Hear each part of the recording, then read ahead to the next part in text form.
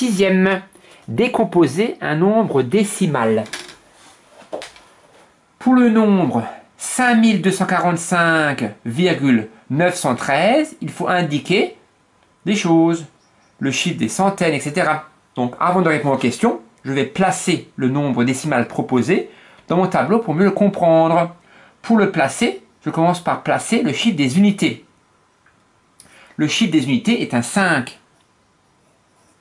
Je place ensuite le chiffre des dizaines qui est un 4. Le chiffre des centaines qui est un 2. Et le chiffre des unités de 1000 qui est un 5. Je mets la virgule ici si je veux. Et après, j'écris le chiffre des dixièmes, un 9. Le chiffre des centièmes, un 1. Et le chiffre des millièmes, un 3. Voilà, j'ai un peu mieux compris le nombre proposé.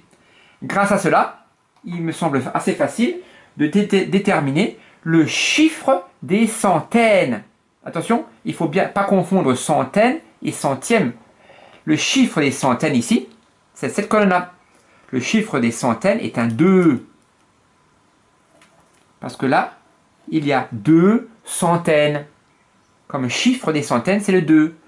Par contre, le nombre de centaines, ici, le nombre de centaines est 52. Pourquoi c'est 52? Parce qu'il y a 2 centaines et 5 dizaines de centaines. Et donc, ça fait 52. C'est un peu compliqué. Il ne faut pas confondre d'une part centaines et centièmes. Et d'autre part, il ne faut pas confondre le chiffre des centaines, ce qui est dans la colonne, avec le nombre de centaines. Donc, le chiffre des centièmes, centième, c'est le deuxième après la virgule. Le chiffre des centièmes, c'est un 1. Et par contre, le nombre de centièmes, c'est tout ce nombre-là.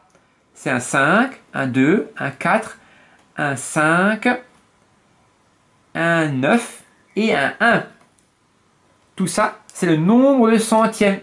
Ça veut dire que j'ai recopié tout ce qui était à gauche de la colonne des centièmes. Et pour le lire, je fais des paquets de 3 pour bien séparer le nombre, pour le lire. Ça fait 524 591 centièmes. Voilà.